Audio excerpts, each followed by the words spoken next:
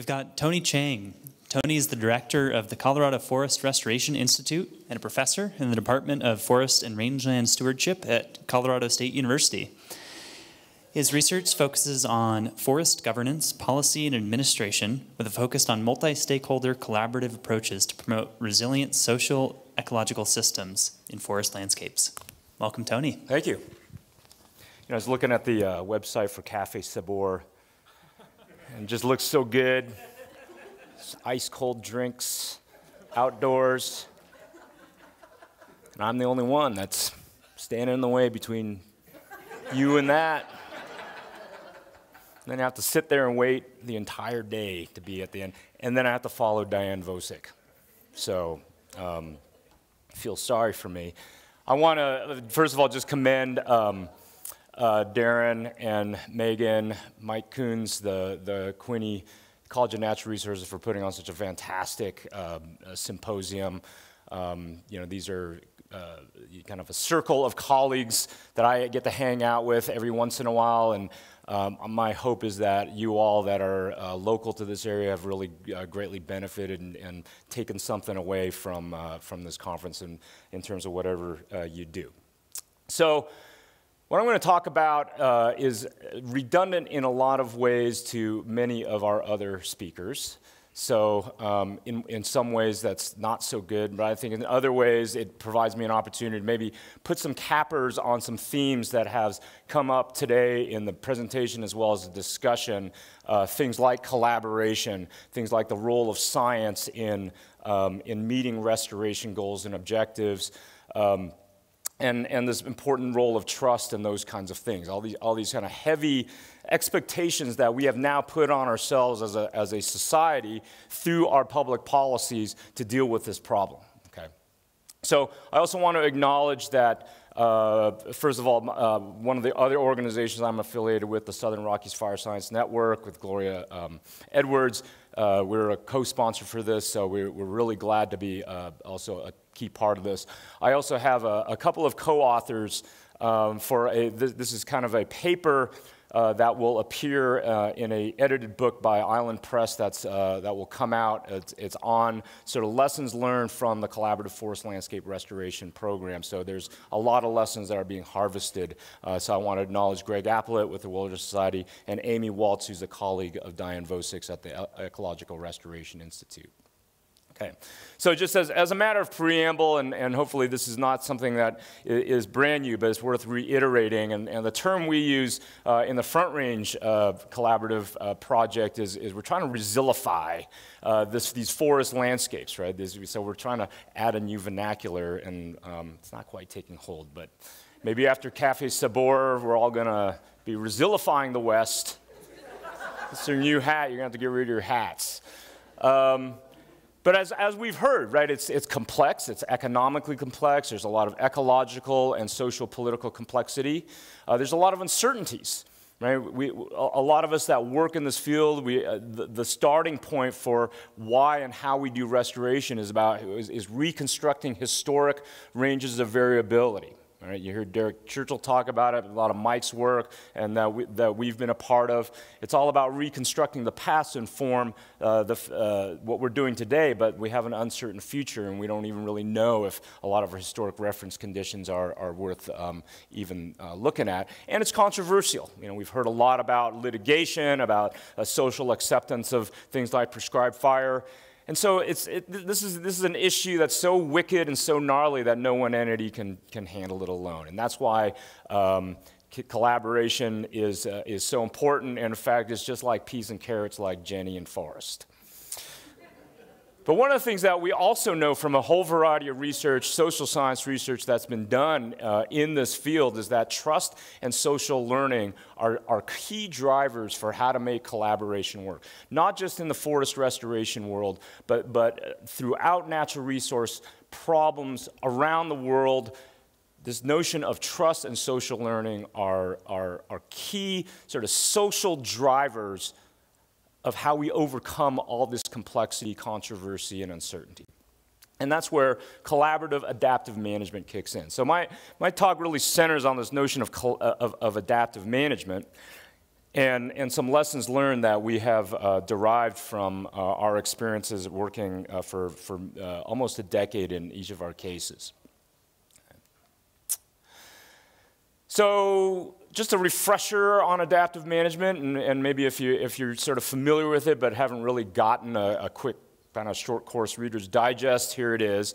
And there are many diagrams and frameworks and conceptual approaches to looking at it, and I decided to use Craig Allen's. Craig will be the keynote speaker tomorrow afternoon and is part of the QCNR seminar series, so it's nice to have some alignment with one of the keynotes. So adaptive management is really what I consider a Gen Y idea. Right? It's fairly new in our world of resource management, although it's fairly old in how a lot of people have thought about it. And contrasting with kind of the baby boomer Gen X ideas about natural resource management, about resource governance and resource management. And it's this notion that we now, I think, kind of as a community of science and management kind of really understand and embrace that ecosystems are complex, right? They change in nonlinear ways, they're unpredictable. And as a reason, and they're also intertwined with our social and economic systems. Right? So there's so many feedback loops. A lot of the baby boomer Gen X ideas of resource management no longer fit our understanding, our current understanding of ecosystems. And so this sort of top-down command and control kind of the vernacular that has been used to sort of characterize baby boomer Gen X ideas in contrast with adaptive management. And so starting, from this, using the cycle, is this notion that ecosystems are, because of their complexity and uncertainty, the goals for ecosystem management should be treated as provisional hypotheses. Okay, and so we try to characterize the problem as best as we can. We identify kind of things that we want to achieve, but we also acknowledge that there's a lot of uncertainty, and so we try to estimate those risks and outcomes, but we really try to characterize the management more as experiments, okay, that we want to replicate, that we want to learn from.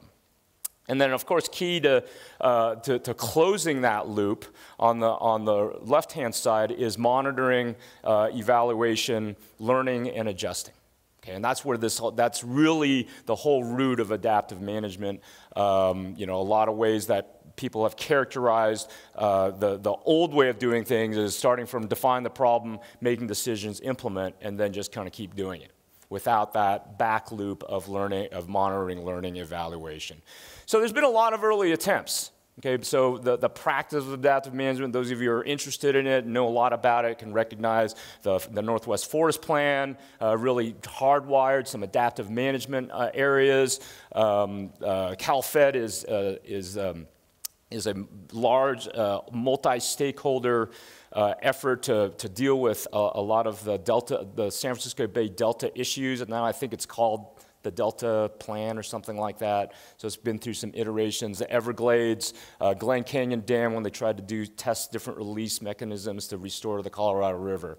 And as a result, we've learned from this. Okay, there's been a lot of research and evaluation of adaptive management and this whole cycle, and so the paper by Allen et al. Is sort of one of these. And so I'm not going to go through these in particular, but just sort of highlighting the sort of what we know makes collaborative adaptive management work. Things like enabling policies, things like bridging organizations. And so this is another term that shows up in the academic literature that characterizes what people have already talked about. So Susan Charnley talked about intermediary organizations. Jesse Abrams talked about community-based organizations. These are organizations that are kind of set up that span different kinds of boundaries, right? Organizational boundaries, disciplinary boundaries. Extension programs are boundary spanners, boundary organizations. My organization, the Ecological Restoration Institute, Colorado Forest Restoration Institute, we're boundary spanning organizations. Importance of leadership, right? We all know that, working in different capacities for different types of organizations, money, information, having a venue for collaboration, having social networks and those kinds of things. We also know about the barriers and things like law, policy, things that we talked about just in this conference about long-living organizations like the Forest Service that are kind of set up 100 years ago, and their organizational structure and their modes of doing things don't really change. They're fairly rigid in that way. Things like these sort of complex links between science, knowledge, and power. Who has the power? Who can control the process are very important. And the lack of incentives. That people are going to do what they are incentivized to do and rewarded to do, and not deviate from that. And the main thing that I want you to take away is that most of what we understand about the enabling conditions and barriers are really about institutional and organizational attributes, right? The things that sort of make sort of social organizational factors that direct how people function. Okay? Very deterministic, kind of very kind of command and control in and of itself. Okay, so that's kind of a background on adaptive management and collaborative adaptive management, kind of what we know, kind of the theory of it. People have mentioned the Collaborative Forest Landscape Restoration Program. Mike mentioned it, Dick mentioned it, Diane, and so I want to provide a little bit more context and background because it's such a fascinating policy experiments, one of the few kind of replicated policy experiments that we have, at least in the forest world, around this issue of collaborative adaptive management. So this is a program that's authorized by law. It was passed in 2009. The lead sponsor was Jeff Bingaman, senator out of New Mexico. And it is a competitive allocation program. So it's not new money. It takes a chunk of the Forest Service's annual appropriated budget and sets it aside to be allocated through a competitive process. And so different collaborative initiatives then have applied for this program, and then it's reviewed by a separate committee, a non-governmental committee that's set up by the Federal Advisory Committee Act to select projects based on certain kind of criteria that you see here. It has to be developed through a collaborative approach, a strategy that's developed through a collaborative approach that encompasses at least 50,000 acres. So it has to be some fairly large in scale over a 10-year period of time. It has to generate some economic benefits for local communities through woody biomass utilization, dealing with things like reducing fire suppression costs. And then I think I think maybe Dick had mentioned it, one of the requirements is multi-party monitoring, and Dick said, well, I don't have time to talk about it, and so I'll pick it up, Dick. You're welcome. So this is in the law. This is the exact verbiage in the law that each program must have a multi-party monitoring, evaluation, and accountability process to assess kind of these long-term impacts and progress. Okay, and so you contrast that with these institutional organizational attributes, and what this program, we call it CFLRP or CFLRP, is really about setting up a social interactional process among all these stakeholders to try to overcome these problems of collaborative adaptive management. Okay? And so you can see the number of these CFLRP programs, and then there's other programs that are similar to CFLRP that administratively the Forest Service has decided to fund. So you can see that they're kind of distributed throughout areas that are characterized by frequent fire forest systems. Okay. And so you can also think of that CFLRP is really a field of dreams. Somebody else just mentioned field of dreams. So build it and they will come. Build it and they will collaborate, adapt, learn, and resilify. Okay, and so you got Kevin Costner. We're all clearing the cornfields to create this field of dreams where we're all going to come together for adaptive management. Something that I've taken an interest for many years, and so I wouldn't be a good academic if I didn't shamelessly plug my own work. So, as we all have to do these days. Okay, so my co-authors and I are kind of advancing some ideas through a critical review of our long-running experiences. So one of the differences in our approach, in contrasting with other types of social science research, is that we've been embedded in these processes for at least 7 years, in some cases 10, 15 years. Throughout this time. And so a lot of the ways in which we harvest these lessons is through a more different approach, and we're using this adaptive management cycle as a way to, as an interpretive device to kind of draw out some lessons. Okay, and so we have a couple of questions about this interaction, this intersection between the social process of doing a collaborative adaptive management over time and how they intersect and interact with these institutional and organizational attributes that are kind of out there governing this whole system. How does that work? Okay, and so does anybody not know what a head fake is? Like in basketball, when you go up for a jump shot, and then your defender jumps up, and they fake you out, and then you. So, you know, people that are really good with head fakes do it really well. I'm not very good at it. And so we kind of term this notion of handshakes, where it's part of this collaborative agreement where you're coming together. And what we've experienced then over the course of our adaptive management experience is that we get head faked. That we think we're going this way with our handshake, and we get head faked because organizations, not just the Forest Service, but other organizations are head faking us. Okay, and so what's going on? Why is that happening? And how might these social, interactional, and institutional factors kind of explain that? All right, can't head fake with one of these jobbers on, by the way. Okay, so taking you know the figure from Craig's paper and others. This is sort of a generalized model from the three, just going back. So we're drawing our lessons from 3 of the CFLRPs. You've already heard from 2 of them extensively, from the Fry and then from the Front Range. And I want to introduce you very briefly to the Uncompahgre Plateau, which is in far western Colorado, and that's another CFLRP. I won't get too far into the details of kind of the context and those kinds of things. You're just going to have to wait for the paper to come out. Okay, and so this is a generalized model, and I've also then broken it up into kind of these categories of what's going on through the collaborative adaptive management process. So we have sort of on the right side here is what we call the front loop, is the goal setting, where we're defining desired conditions, defining the purpose and need, and then creating a monitoring plan.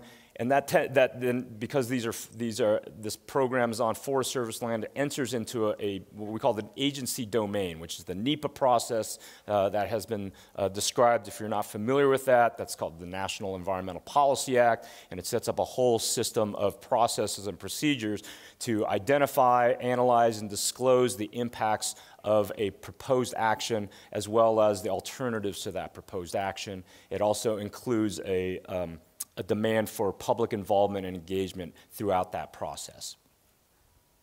And then once the decision is made to implement, then you go out and you monitor and measure and analyze the effects of those treatments through the kind of experimental idea.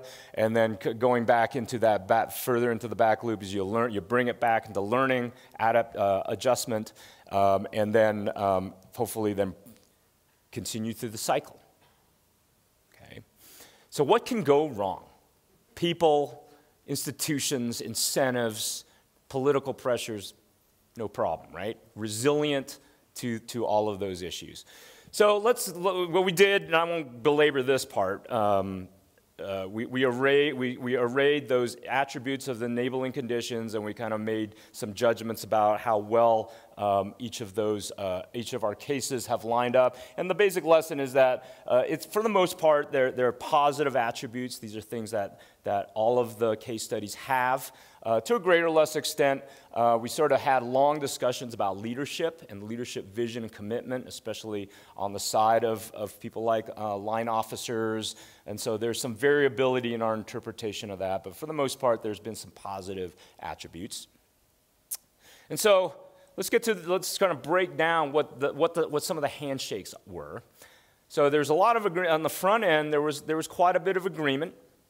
in terms of the purpose and need and the desired conditions. And as has been identified, there's been a lot of science on those historic reference conditions, a fairly convincing body of research that shows that all these forest lands are out of whack due to fire suppression and all the stories that you've heard today and from elsewhere.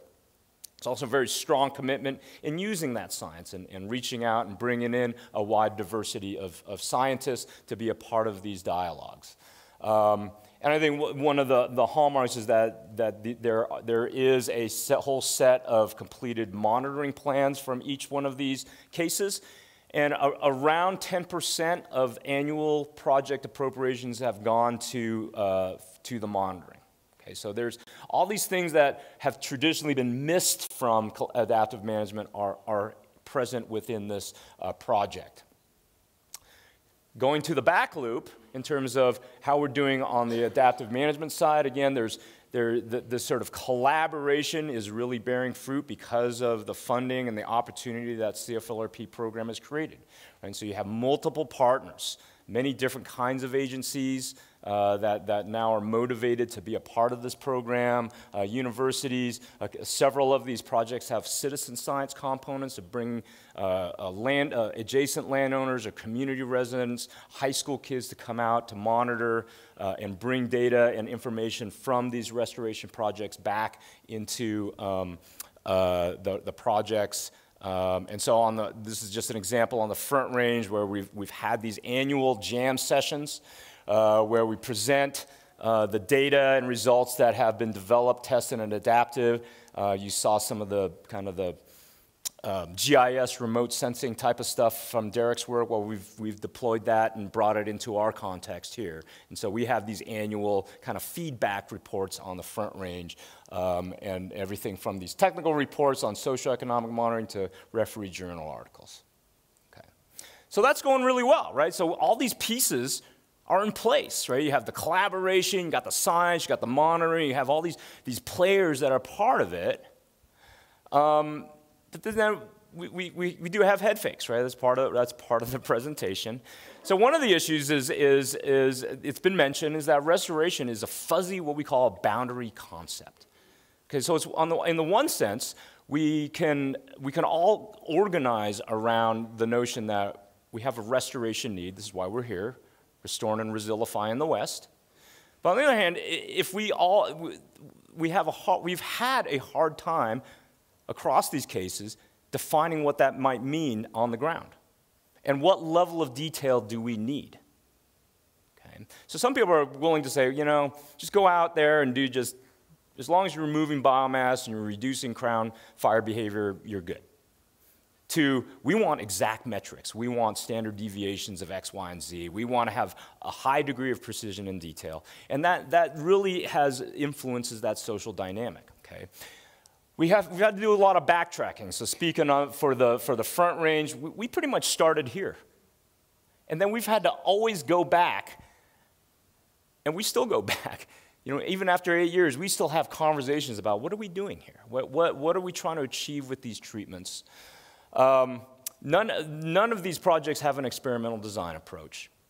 Okay, and so what we're doing with our monitoring, we're just constantly chasing treatments and then going back. And so we're having a hard time learning from all these different treatments because we don't have a way to compare them in any kind of statistically viable way. There's a lot of NEPA shelf stock. And what I mean by that is that prior to the CFLRP, there was already a lot of projects that have gone through the NEPA process that were not considered restoration prescriptions. And so those were brought in and those were implemented, and meanwhile, you know, the stakeholders are kind of sitting around waiting for, you know, us to get to actual restoration projects.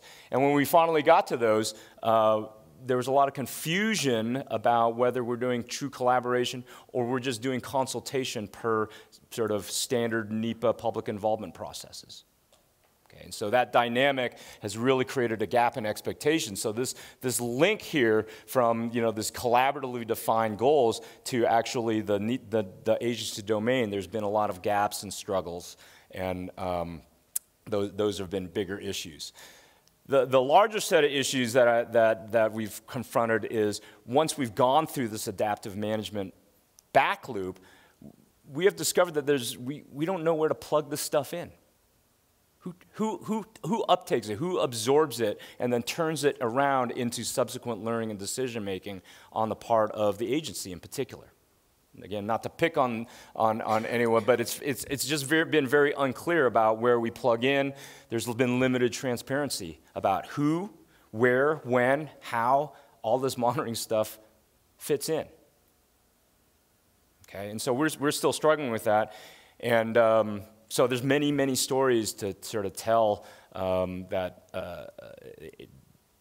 airing dirty laundry, which might be more café sabor kind of discussion. But it's been a real challenge, and on both sides, there's frustrations on both sides, because I think on the collaborator side, we're kind of waiting for the Forest Service to kind of uptake and absorb all this stuff. And as you've heard, there's sort of limited capacity. People are really stretched thin, and so there's also a lot of pushback on the Forest Service side as well. As you stakeholders are the ones that have to figure this out. And then we're like, we do? And then we look around, and so we're constantly backtracking after that, okay? And so Susan had mentioned this notion of a black box, that a lot of decision processes sort of look from a stakeholder's perspective as a black box. I don't think there's I don't think there's anything nefarious or sort of that's going on, but it's really just sort of a function that adaptive management, collaborative adaptive management, is still a very new thing. Right? That sort of plugs into this old agency that still has this sort of structure that we've talked about. Okay? We've sort of opened this up. So we don't have a business plan. We don't have these boundary objects that we can sort of easily transfer data and information from the stakeholder, the collaborative adaptive management, into that agency domain. There's no plug-in points yet. And we're still trying to figure that out. Right? I won't belabor this agency culture and behavior issue. We've kind of, I think, really talked about it. But I do want to kind of get at this notion that professional and social identity is also a powerful explainer of this social dynamic. That once you open up these decision processes to stakeholders and the general public, it really shakes up and threatens professional identity. And that's a very real thing, and I think something that we need to honor and understand. So how might we turn these head fakes into handshakes? I think one of the things that Jesse brought up, and I'm glad he did, is that we don't need new policy tools or anything like that. This is within the discretion of everybody involved. We can figure this out. We can't rely on new institutional rules and those kinds of things. We can just do it. It's just a matter of choice. And the expectations in policy are well lined out. On the Forest Service side, a lot of this collaborative adaptive management stuff is integrated within the 2012 planning rule. And so there's a lot we can learn from the CFLRP programs. So I don't want this just to be about the CFLRP. I want this to kind of bring this back out to this larger world that we're trying to operate under uncertainty and resilience and restoration and those kinds of things. And so this is my last slide, is to kind of leave you with a little bit of social science theory. This comes from Elinor Ostrom, who was a Nobel Prize winner in economics a few years back, on this core relationship that explains collective action behavior, not just in natural resources, but how we get by as a society. And it starts with reciprocity. That one of the driving attributes of human relations is this notion of reciprocating cooperative behavior proportionally. Okay? And then once we do that, that becomes an incentive to develop a reputation for being trustworthy, for being a reciprocator. Okay?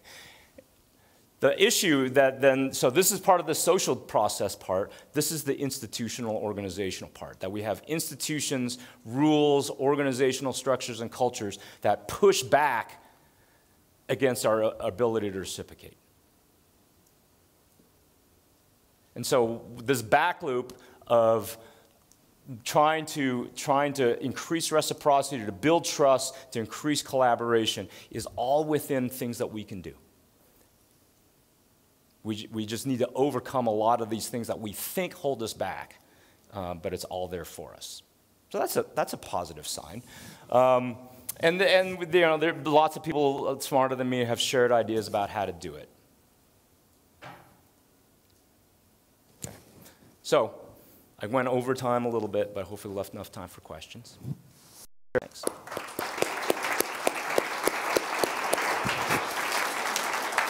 Well, we have time for about one question, and then we can all ask Tony and everybody else more questions at Cafe Sabor.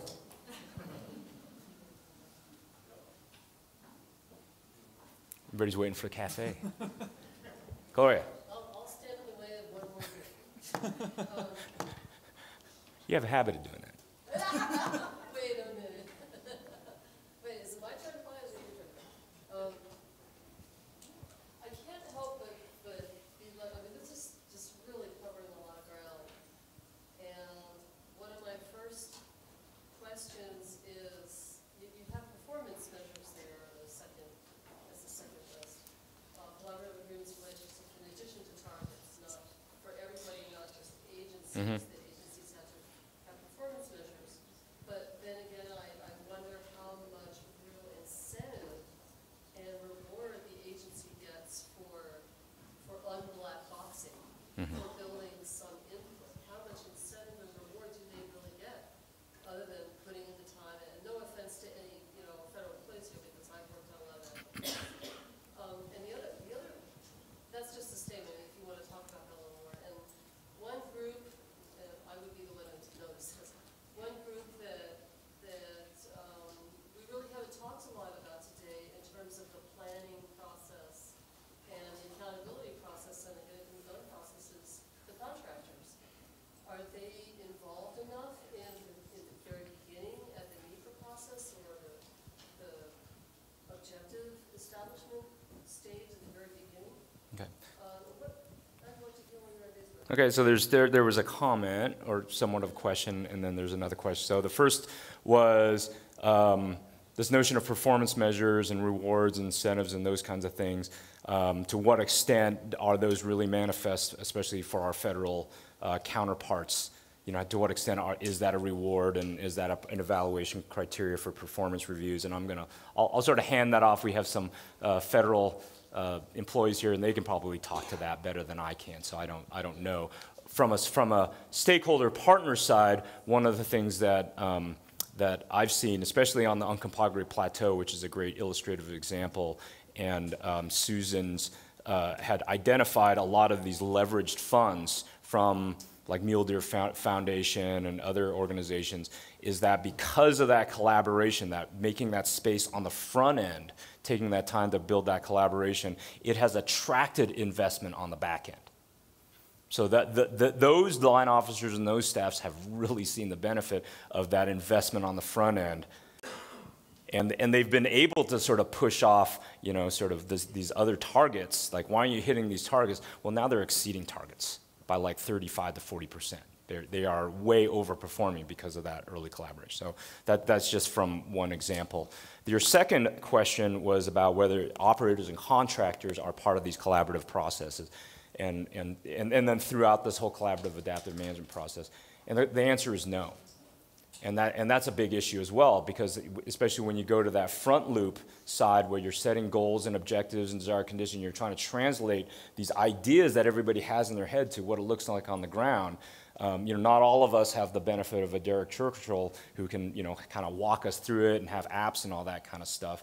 And so once, you know, the stakeholders kind of hand that off, it enters into a situation where people have to turn that into an operational set of guidelines and prescriptions, and it comes out different on the other side. And so your monitoring results might show that, oh, you're not creating enough clearings or openings or individuals, groups, clumps, or whatever you have. But there may be really good reasons for doing so because of contractor issues and operational issues. And that learning doesn't get back in here. And they're not paid to do that. That the time they spend in meetings is time that they're not working and delivering on those contracts. So it's a cost to them. And that's that cost and benefit side.